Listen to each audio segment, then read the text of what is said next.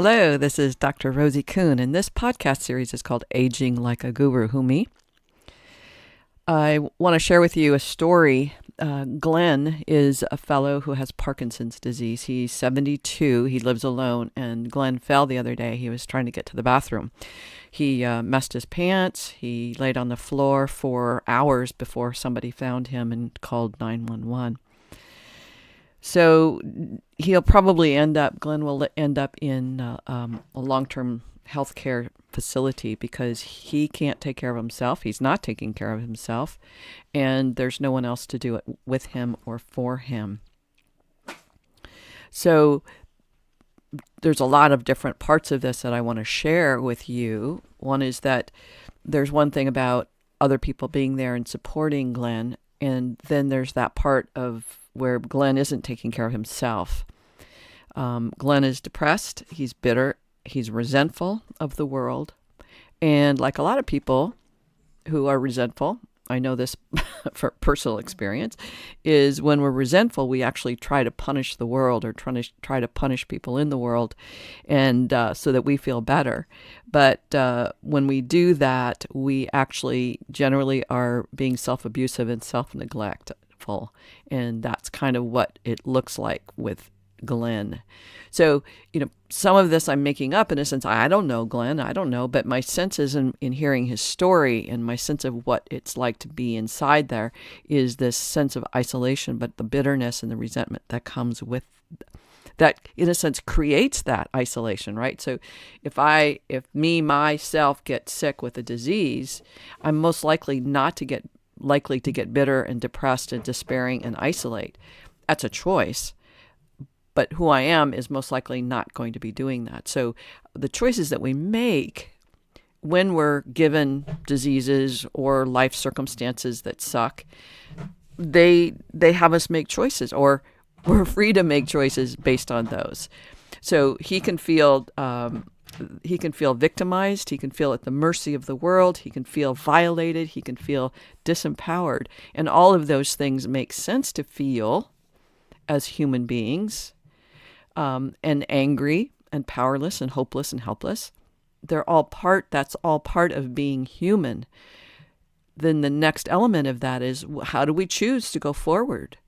Are we going to punish ourselves and the world because we have a specific disease, or because we're aging, or because life is treating us not nicely?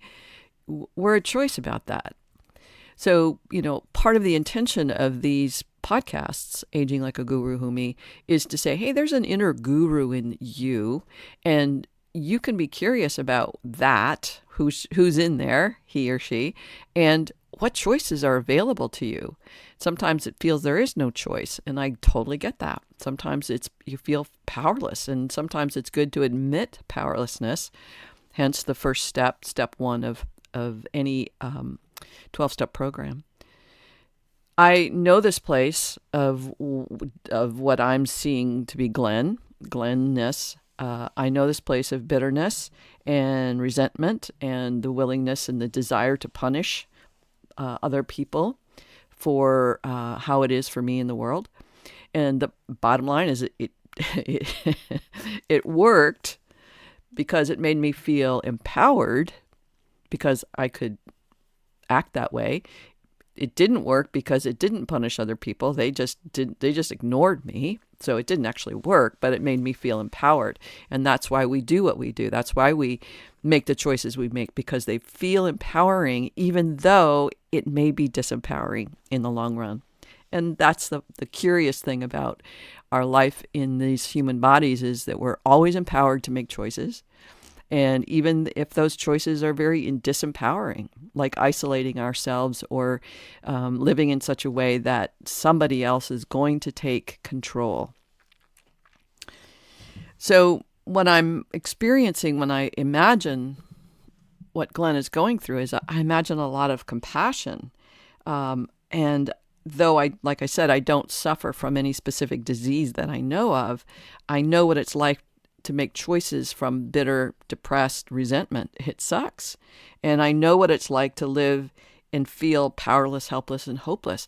Anybody who's been on the planet for more than probably 2 decades has had those experiences of hopeless, powerless, and helpless, powerless, and the other one.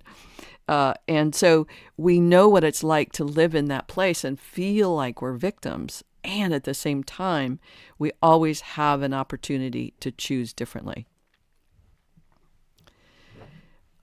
My perspective is that as you probably have guessed, my perspective is that each of us has come here to have a spiritual experience in a human body. We've come here to evolve ourselves spiritually as well as humanly.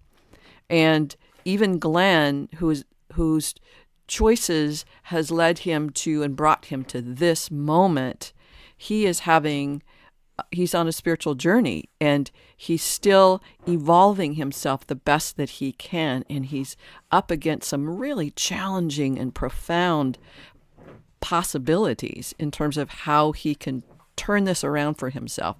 That doesn't necessarily mean he'll cure his Parkinson's or come out of life long-term care facilities. It doesn't mean that, but each of us can find serenity. Each of us can find a place of peace within our circumstances. I've heard stories of men who are imprisoned and are in isolation, and they find serenity there.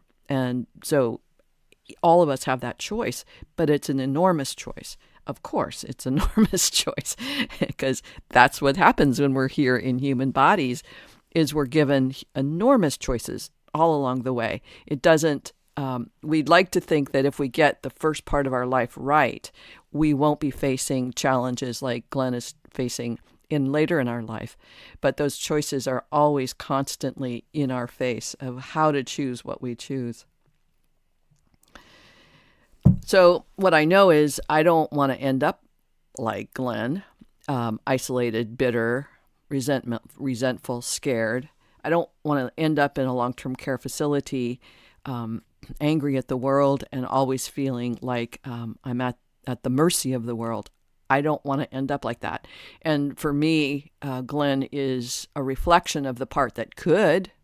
I could continue to live in my bitter, resentful, angry, scared, depressed self. I could do that, but I keep looking at ways to shift that. I keep looking at what I need to stop doing, stop thinking, stop feeling, and train myself to let go of what doesn't work. So Glen is it sounds pathetic, and there's a lot of people in Glen's circumstances, and it is pathetic. It's sad. It's scary. It's they're in their reality that it's hopeless, and that's an element of humanness that's really hard to be with, and yet. As we age, as we go through this process of aging, any one of us can end up in that powerless, hopeless, helpless place. And how we can be within that, how we be in the extraordinary circumstances of that, is, in a sense, where our spiritual development and evolution takes place.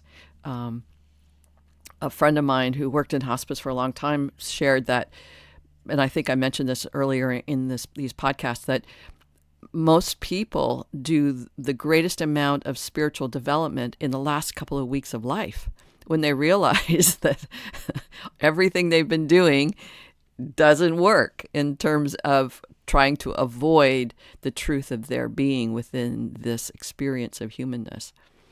So Glen, for me, is a reflection of how I could live, how I can choose to live in that, or how I can choose to live in something else. And that's the challenge that every one of us is up to. That's why we're here. So, and what I know is that we are always at choice of when and how we grow ourselves. Glen is no different, and I'm no different. And that's the good news, even for Glen, that there is hope for how he can contribute to his own sense of well-being, his own fulfillment, the fulfillment of his human spirit. And that's what I wish for him, and that's what I wish for me, and that's what I wish for you. All right, that's pretty much it for now. Thanks for listening. Hey, good news is I now have at least 1,000 downloads on these podcasts. So thank you for listening. Thanks for sharing them with other people. And feel free to connect with me at rosie@theparadigmshifts.com, or connect with me and follow us or join the Aging Like a Guru Facebook page, or come to my website, theparadigmshifts.com, and see my books and my blogs and videos. All right, that's a lot to do. Thanks again. Big hugs. Bye for now.